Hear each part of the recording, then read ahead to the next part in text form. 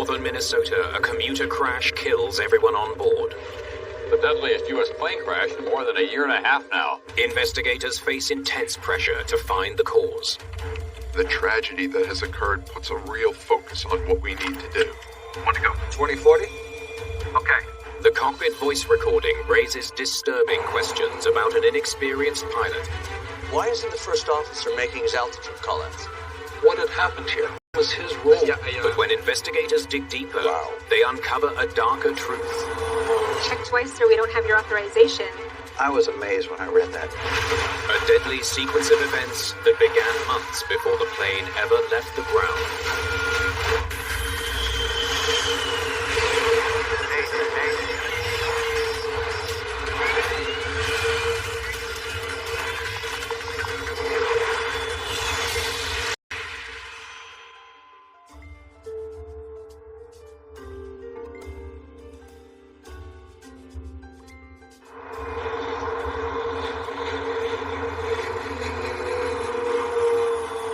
Northwest Airlink Flight 5719 cruises across the skies of Minnesota. First Officer Chad Erickson is 2 months into his first airline job. I'm sure that Chad was excited. That was the first step in getting the job that would lead you to the big job, to fly the big iron at big airlines. This is the first time he's flown a route with an overnight stay. Do we get our own room? No, you're gonna have to room with me. And it's only a single bed, so you'll have to curl up at my feet. Of course you get your own room. You're on a contract now. Erickson's captain is Marvin Falitz. The captain grew up in New York City. He was described as having a personality that was somewhat at odds with a Midwestern personality. It was a very outgoing personality and a sarcastic sense of humor. Breaking coffee tastes like piss. The first officer had a different background upbringing than the captain did. He grew up around Minneapolis, and the Midwest sense of humor, I think, is perhaps more understated. Oh, see that falling star? Either that or a plane falling out of the sky.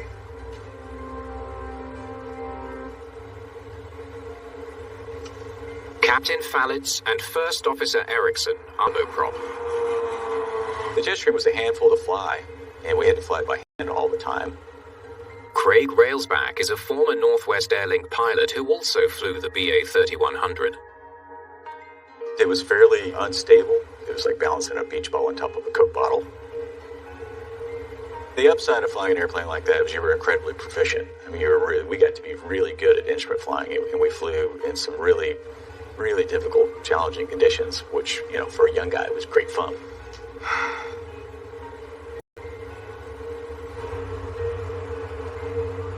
It's the start of the Christmas season, and many of the 16 passengers are flying home to spend time with their families.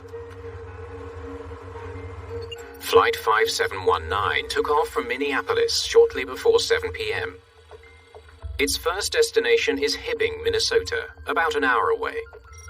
After that, it's scheduled to continue on to a final stop in International Falls.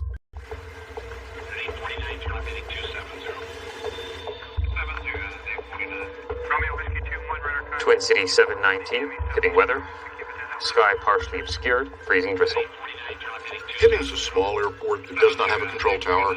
At about the 20 miles from the airport, they'll clear you for the instrument approach if the weather is below visual limits. And at that point, once you're cleared for the approach, you're pretty much on your own. Expect Victor the ILS. Final approach course at Hibbing. Okay, thanks a lot. Twin City 719. We can't take the ILS 31.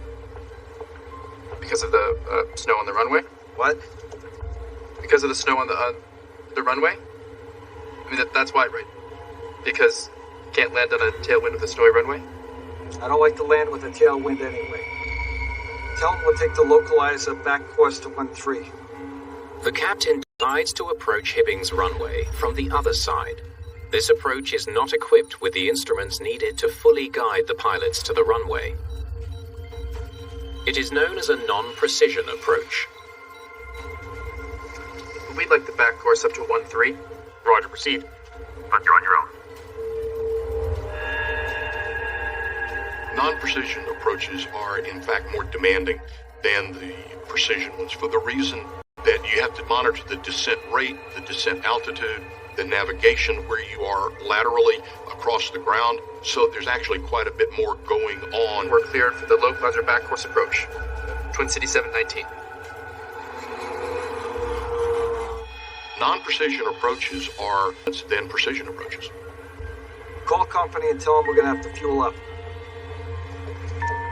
Op 719. Say Hibbing. Hibbing, go ahead. Hibbing, this is 719 in range. We're gonna need some more fuel. Okay, in range. Positive fuel. See you in a bit. Ladies and gentlemen, we've begun our final descent for landing at Hibbing. For passengers continuing on to International Falls, it'll be a few minutes on the ground, and we'll be off shortly. Thanks. Okay, in range checklist. Okay, pressurization set. The pilots make their final preparations for landing. Altimeter's 2986, is that right? To the left. The accuracy of altimeters is something that has to be checked very carefully. If you believe you're at 1,000 feet when in fact you're at 800, you're much closer to an obstacle or the ground than you anticipated. So there's a constant cross-check that goes on for a faulty altimeter. Just before 7:50 p.m., Flight 5719 starts descending into the clouds and the blowing snow of a cold Minnesota night.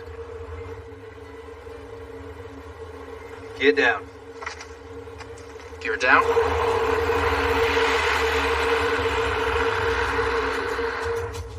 Did you click the airport lights? In an airport like Hibbing that does not have a lot of traffic, in an effort to save money because the light bulbs are very expensive, they are what's called pilot-controlled lighting. You click it? The pilots, with a series of clicks from their radios, can turn the lights up and down. Clicked it 7 times. Okay, got it now. The runway lights are not what the pilots see next.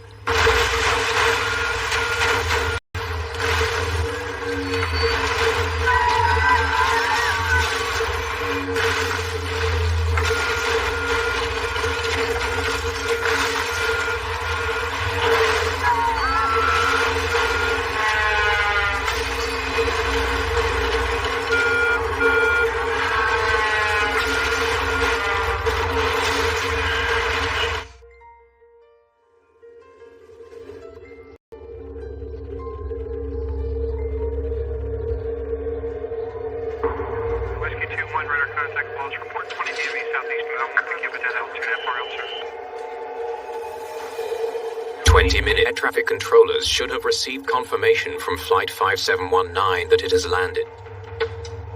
Twin City 719. Please come in.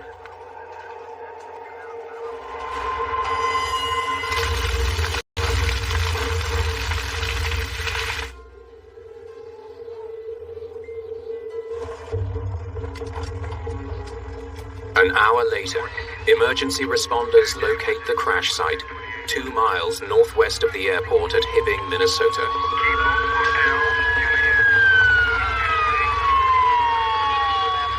There are no survivors. They just said there had been a plane crash on Vic Powers Park and that one of our family members was on the plane. Many of the passengers were from Hibbing, a town now devastated by grief. The community is left desperate for answers. In northern Minnesota tonight, investigators are looking into the cause of the deadliest U.S. plane crash in more than a year and a half now. The fatal crash of Flight 5719 mobilizes experts from the National Transportation Safety Board. Well, I got a call from the comm center, and the plan was for the GO team to mobilize in the early morning hours to arrive at the accident scene by dawn the next morning. Systems investigator John DeLisi has been with the NTSB for just over a year. The snowy hillside outside Hibbing is one of the most gruesome crash sites he's ever seen. The wreckage was up on a hill, so it was in a precarious position, and some of the bodies had been ejected. Many were still inside the fuselage.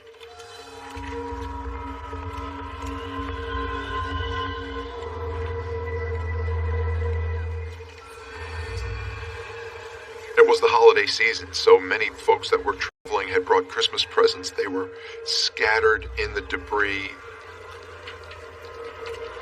There was blood in the snow. It really was one of the most difficult accident sites I'd ever been to. The task now is to figure out what brought down Flight 5719, so that the deadly crash is never repeated. The tragedy that has occurred puts a real focus on what we need to do, bringing pieces of the puzzle together quickly. The flight recorder should be back there. Come on. DeLisi's certain. I was stepping over some of the victims to get to the aft cargo compartment. He knows that on a plane of this size, he'll likely find only one of the black boxes, the cockpit voice recorder. Here's the CVR. At the time, a commuter airplane with 19 or less seats, only a requirement for a cockpit voice recorder, not a flight data recorder. Like I thought. No data recorder. All right. Let's go. With no FDR, the difficult job of understanding the crash just got harder. An FDR is very helpful. It can give you speeds and altitudes and all the controls. You can check and see if anything malfunctioned by looking at the data. When there's no flight data recorder, it puts us in a bit of an old school type of investigation where the analysis of the physical evidence becomes so much more critical.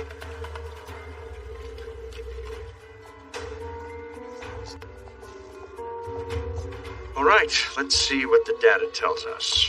As the team waits for the CVR, DeLisi turns to radar data from approach control.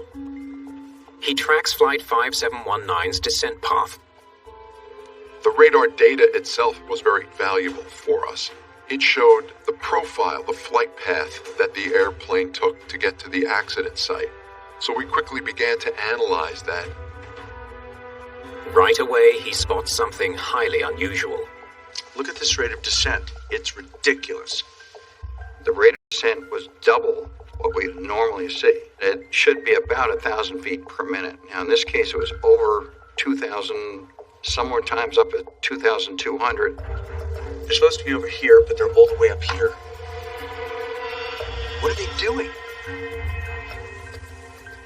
A look at the approach chart for the back course into Hibbing reveals that the turboprop didn't fly the standard approach. Instead of following a gradual step down to the runway, Flight 5719 remained level for 5 miles, then descended rapidly. Why did they start their descent so late? A normal approach is going to fly a relatively stable glide path with a slow and steady rate of descent to get to the runway. But this airplane seemed to stay high for a long time and then have a very high rate of descent to the impact. We need to hear what the pilots were saying. Me as a pilot, it does make you wonder, because the later you start the descent, the faster you're going to have to descend to get down. And the faster you descend, the harder it is to break that rate of descent.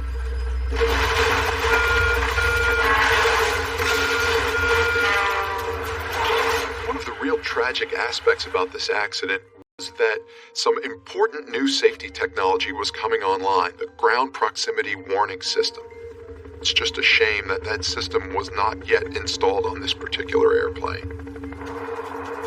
The ground proximity warning system uses an onboard computer that senses when the plane is too low and warns the pilots. That technology was required by the FAA, and it had to be in all commuter airplanes by April of the following year. So this airplane was scheduled to come out of service for maintenance to get the ground proximity warning system installed within a month or so of the accident. Investigators know the Northwest Airlink pilots could not have heard a low-altitude warning. But they still don't understand why the plane was descending so rapidly. They wonder if weather conditions may have played a role. It was important to determine if there was anything atmospheric, like a buildup of ice, that might have contributed to this exceedingly high rate of descent. They check the temperatures and the type of precipitation encountered by the turboprop. They make an important discovery.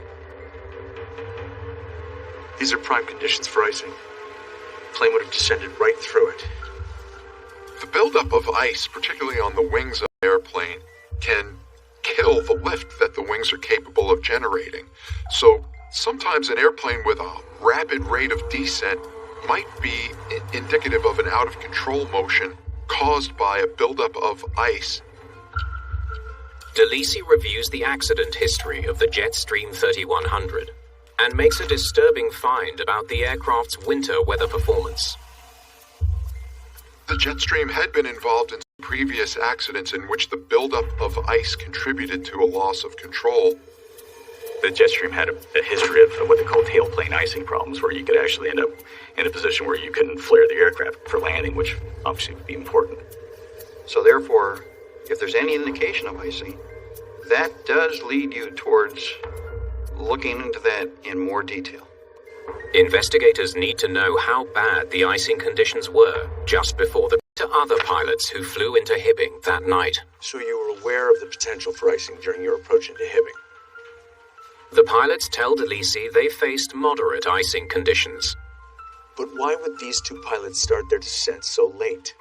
They also describe a common technique used to prevent ice accumulation. Well, in talking to other pilots at Northwest, we began to learn about what they referred to as a slam dunk approach. A slam dunk approach was described as one in which, while you have to pass through an area of icing, crews want to minimize the time they spend there. So they may hold their altitude close into the airport and then very rapidly do a steep descent to get through the altitudes in which there was icing as quickly as possible. That's not a standard technique, but as we began to hear about it, it matched what we were seeing on the air traffic control radar. It now seems the rapid descent was not due to a loss of control caused by icing. Instead, it looks like it was part of a deliberate strategy to avoid icing. It's something professional pilots deal with a lot, and it requires a lot of skill in aircraft handling to get the airplane down quickly without having the speed go up to an unacceptably high level. Marvin Fallitz was an experienced captain down. who'd flown in winter weather conditions countless times. He was more than capable of safely performing a slam dunk approach. So what went wrong on Flight 5719?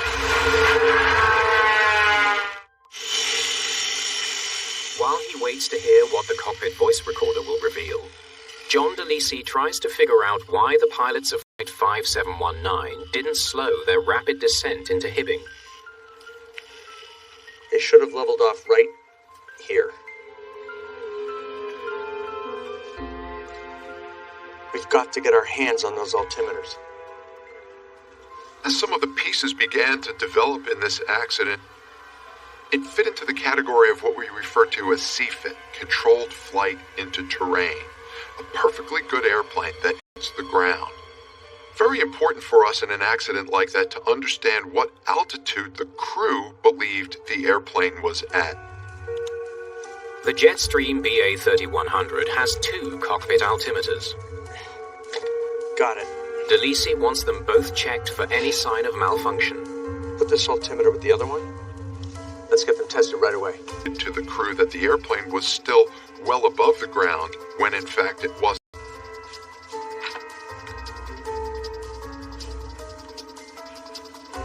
Nothing other than impact damage, huh? Let's look at the pivot on this one. So we did a thorough examination and teardown of both the captain's and the first officer's altimeter. But the analysis turns up nothing. There was no evidence of any malfunction. Both altimeters seem to be working just fine. Let's see what the rest of the wreckage tells us. Well, you look closely at the engines. You want to recover the engines. You want to do what testing you can. Sometimes you're able to restart the engines, a lot of times not. But you can see if there's any malfunctions that are obvious. Definitely spinning when they hit the ground. A loss of power could have led to a loss of control, might have contributed to a high rate of descent. Thrust levers are functioning properly. No sign of a jam. Once again, they find no clues to the cause of the crash. There was no evidence of engine malfunction. Both engines appeared to be working just fine. We ready with the CVR? Assemble the team. I'll be there in a minute. Finally, investigators get the evidence they've been waiting for. The cockpit voice recording. All right, everybody ready? Play the tape. Cancel on 127.4. We're cleared for the localizer back course approach. Twin City 719. They listen as Captain Fallitz and First Officer Erickson prepare to land in Hibbing. Okay, what altitude can we go down to? 2040. Okay, put it in there. They soon hear a conversation that confirms their theory about the slam dunk approach. So you're just gonna stay up here as long as you can? Yes. They definitely knew what they were doing. It's clear that the pilots were in the midst of a slam dunk approach when something went wrong. But what was it? Investigators listen closely. Localizer's alive. Final approach fix is at 14. Raj, gear down. Speed checks. Gear down. What they hear is baffling. Flaps 20. In the flight's final moments, there's no sign of trouble. We didn't hear either crew member express any concern about the airplane. There were no issues being raised. They were addressing. If they were in control of the plane, why the hell did they slam it into a hill?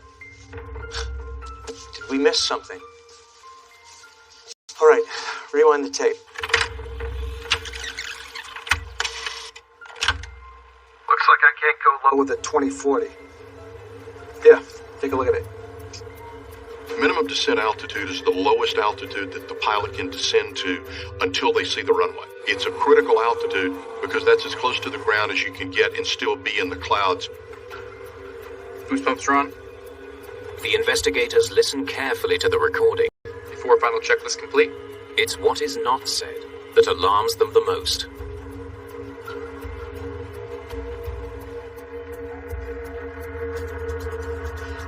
Why isn't the first officer making his altitude callouts? First Officer Erickson should be telling his captain how close they are to their minimum altitude and warning him when they descend past it. But he does neither. We didn't hear the regular callouts about 2,000, 1,000 feet. Distance from the airport, it seemed as if the first officer didn't really know what was going on in the approach. Callouts are very important, and the higher the rate of descent, the more important they are. You're down? Flaps 20.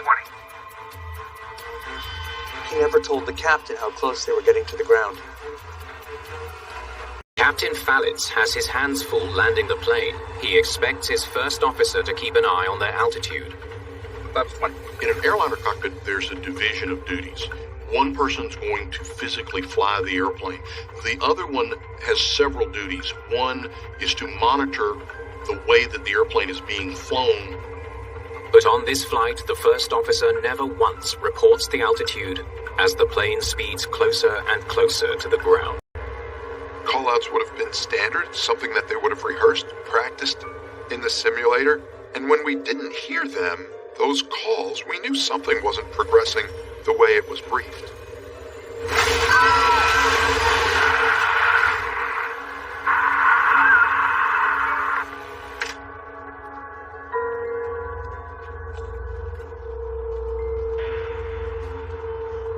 The CVR leads investigators to wonder, did the loss of 18 lives in the Hibbing crash stem from the failings of an inexperienced young pilot?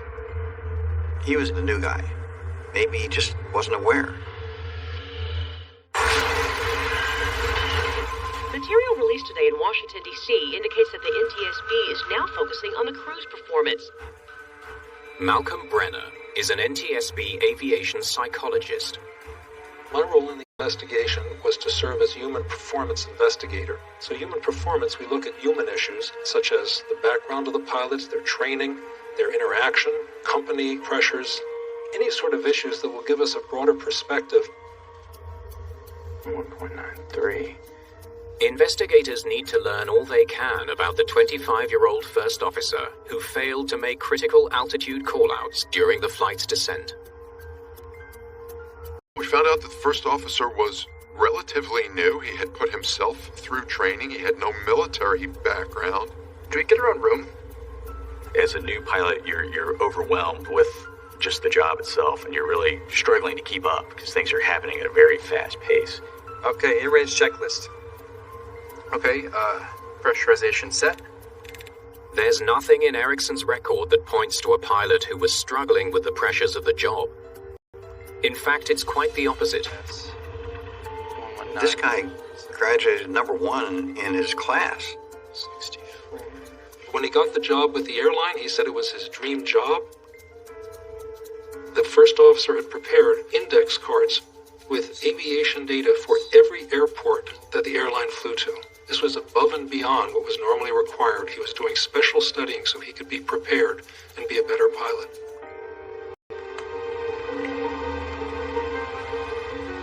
Everybody that flew with him thought he was an excellent pilot. So that doesn't explain it. No, wasn't the first officer. So then you look for other. Why would he not make those call-outs? What would cause him not to make those?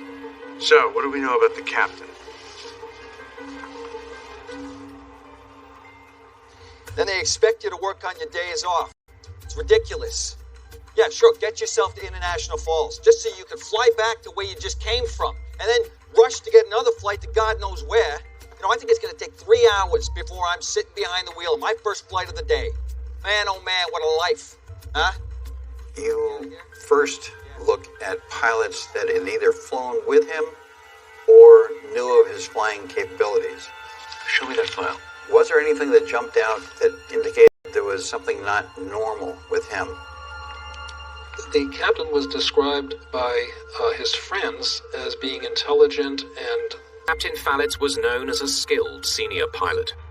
But a deeper look reveals a man with a troubling record. When we looked at the captain's training records, we began to understand that he had some previous issues in his flight training. Boom. Soon after he joined the company, he failed his oral exam. He failed 2 more proficiency exams in his career. That's unusual for a professional pilot to fail that many times. The problems hadn't been tracked by anybody in the organization because they had failed at different locations. So nobody put everything together until we did.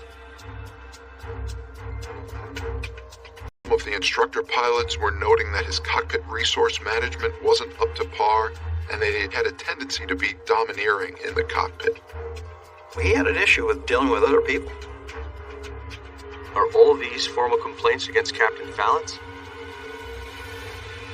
Marvin was the first captain I flew with after my IOE, my initial operating experience, and he tended to be a little bit domineering and would berate you and was intolerant of mistakes and really not a particularly great instructor pilot. Wow. Perhaps the most disturbing complaint against Captain Fallitz is that he once physically struck a colleague in anger. For a professional pilot to physically have an altercation or attempt to, quote, discipline a fellow employee is totally unacceptable. I don't get it. What was making this guy so angry? You gotta be freaking kidding me. According to people who knew him, Captain Fallitz's morale took a big hit when Northwest Airlink instituted a new residence policy for their pilots. About a year before, the company, for cost-saving purposes, started a new policy where they require the pilots to reside at their outstations. These would be small towns outside of Minneapolis. Why are we even doing this trip? I don't know. Where are we? Maybe someone called in sick. It was received very poorly by the pilot community because it meant they had to move while they had roots in Minneapolis and children going to school and spouses working and mortgages to pay. On short notice, they had to move to these small outstations. The relationship between the company and the pilots was poor, and some of us were extremely in the Minneapolis area. He had friends there. He had a social life. The captain fought very hard to remain in Minneapolis. He did not want to move, and the only way he could do it was by downgrading. It meant a 12% cut in his salary. What time were we out of the gate? 52. According to your watch or the clock? Well, it's the same. I think my watch is the clock. He was a very intelligent man, but I think he was troubled in the sense that life had not worked out maybe the way he wanted it to work out.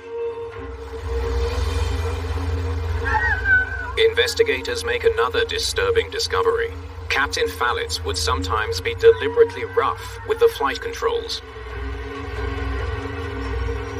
His way of getting revenge on the company was to sometimes take it out on the passengers.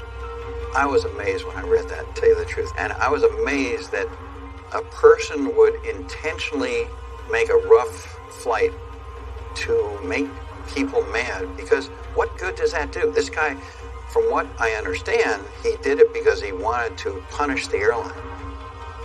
As more and more details about the captain's personality emerge, investigators are forced to consider a troubling question. Could his anger somehow have caused this crash?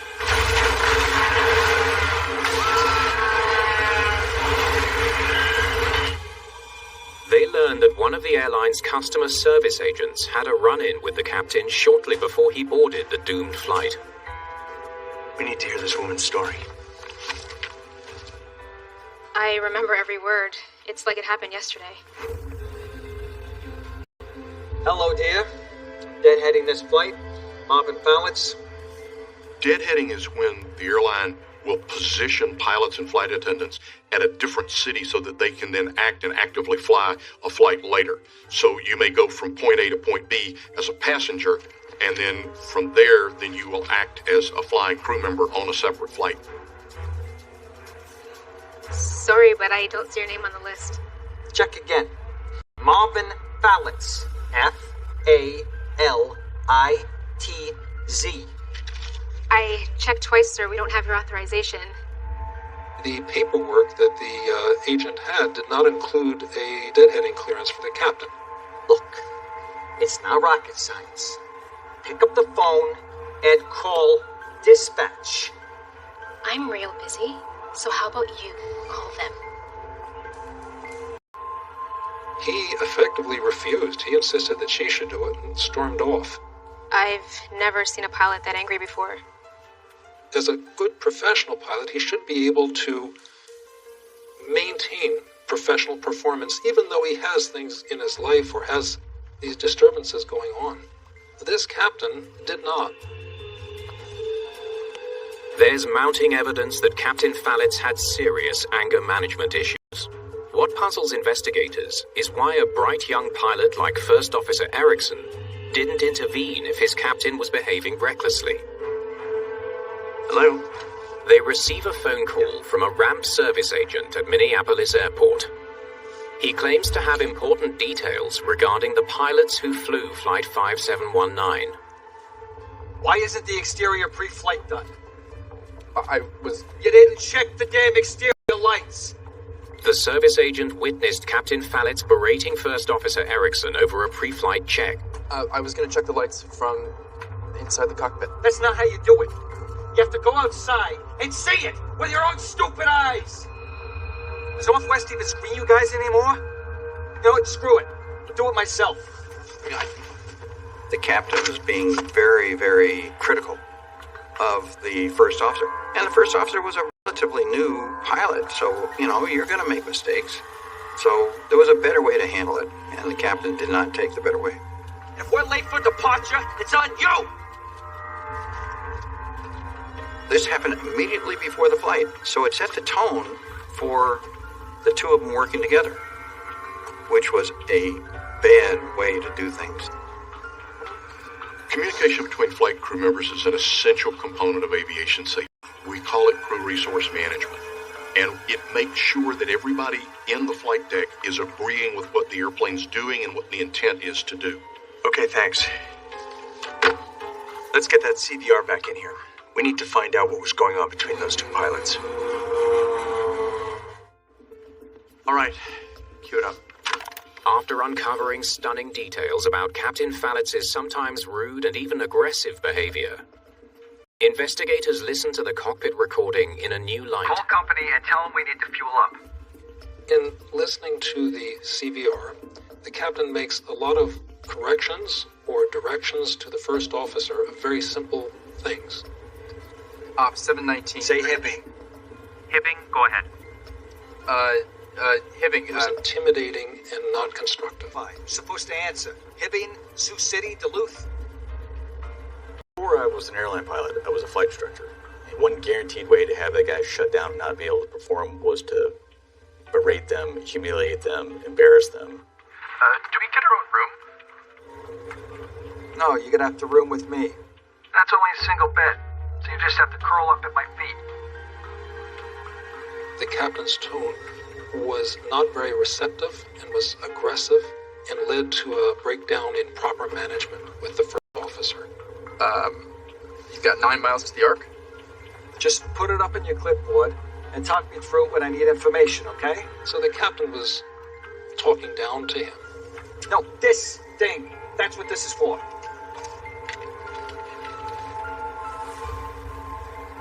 He was paralyzed with fear. That's why he didn't make his call-outs to the captain. He was terrified of him. The danger of an aggressive attitude is that it breaks down crew performance. I'd be reluctant to speak up too.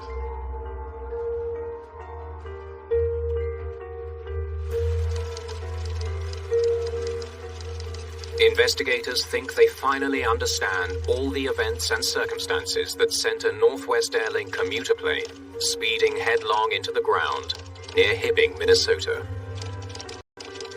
It was disturbing to hear about the captain's background and his anger management issues. How do you live with yourself, knowing that you are completely useless? You have to go outside and see it with your own stupid eyes. And when we pieced that together with the environment that we heard him set in the cockpit on the cockpit voice recorder, things began to add up. You just gonna stay up here as long as you can? Yes. The captain had a plan, but because it wasn't the standard plan, the first officer didn't know what it was. Did you click the airport lights? While they were inside the final approach fix with a rate of descent at over 2,000 feet per minute. Click it. Click it 7 times. The captain seems to be berating the first officer about clicking the radio button to turn on the runway lights. Okay, got it now. He was afraid to do anything. So that kind of explained why he was silent a lot of the time. The first officer wasn't able to participate in monitoring the airspeed and altitude.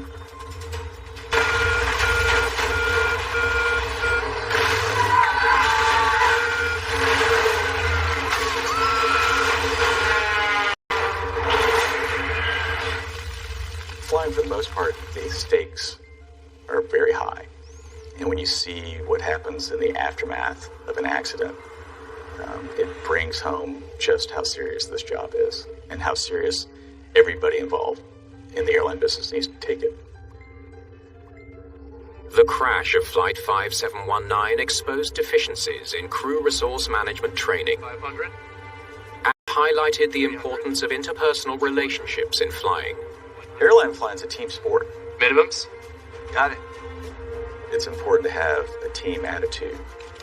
Well, this accident in many ways has become a case study in just how valuable it is to empower either crew member to be assertive and to speak up when something isn't going right. Pressurization set. A first officer, even though they may be new and very junior, is not only given permission but is encouraged to ask or question a very senior captain when they get uncomfortable. Ma'am or sir, I don't know why we're doing this. I'm not comfortable here.